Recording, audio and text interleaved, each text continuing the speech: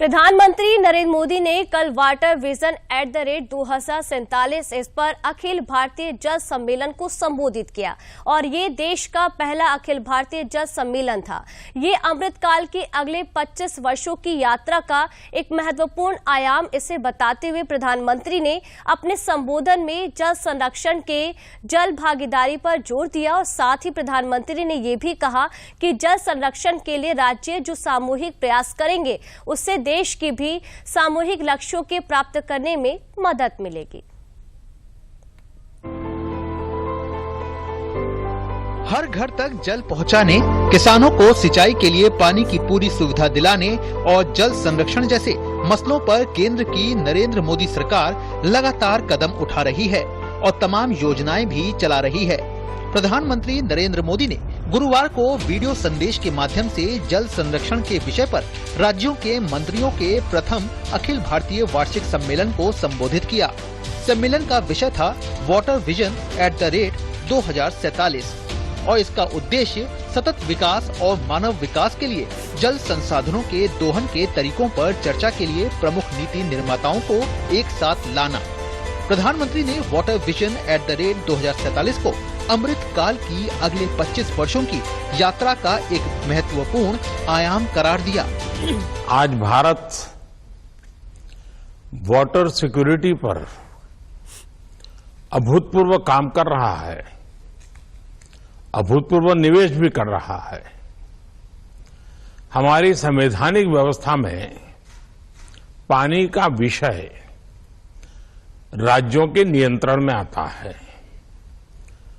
जल संरक्षण के लिए राज्यों के प्रयास देश के सामूहिक लक्ष्यों को प्राप्त करने में बहुत सहायक होंगे। ऐसे में वाटर विजन @2047 अगले 25 वर्षों की अमृत यात्रा का एक महत्वपूर्ण आयाम है। प्रधानमंत्री ने समग्र सरकार और संपूर्ण देश के अपने दृष्टिकोण को दोहराते हुए इस बात पर जोर दिया कि सभी सरकारों को एक ऐसी प्रणाली की तरह काम करना चाहिए जिसमें राज्य सरकारों के विभिन्न मंत्रालयों के बीच निरंतर संपर्क और संवाद हो। पीएम ने जोर देकर कहा कि जल संरक्षण से जुड़े अभियानों में जनता को, सामाजिक संगठनों को, सिविल सोसाइटी को भी ज्यादा से ज्यादा साथ लेना होगा। जन भागीदारी का एक और पक्ष है और उसे भी समझना बहुत जरूरी है। कुछ लोग सोचते हैं कि भाई जन भागीदारी यानी लोगों पर ही सारी जिम्मेदारी थोप देना। जन भागीदारी को बढ़ावा देने से सरकार की जिम्मेदारी कम। कि जनता जनार्दन को भी ये पता चलता है कि इस अभियान में कितनी मेहनत हो रही है, कितना पैसा लग रहा है, इसके कितने पहलू होते हैं। पीएम ने पॉलिसी लेवल पर भी पानी से जुड़ी परेशानियों के समाधान के लिए सरकारी नीतियों और ब्यूरोक्रेटिक प्रक्रियाओं से बाहर आने पर जोर दिया और कहा कि हमें समस्याओं को पहचानने और उसके हल के लिए टेक्नोलॉजी को, इंडस्ट्री को और खासकर स्टार्टअप्स को साथ जोड़ना होगा। पीएम ने जल संरक्षण के क्षेत्र में सर्कुलर इकोनॉमी की भूमिका को लेकर भी बात की। जब ट्रीटेड वाटर को रीयूज किया जाता है, फ्रेश वाटर को कंजर्व किया जाता है, तो उससे पूरे इकोसिस्टम को बहुत लाभ होता है। इसलिए पानी का ट्रीटमेंट, पानी की रिसाइकलिंग आवश्यक है। राज्यों द्वारा विभिन्न कार्यों में ट्रीटेड वाटर का इस्तेमाल बढ़ाने की योजना और उसमें वेस्ट में से बेस्ट इनकम भी होती है।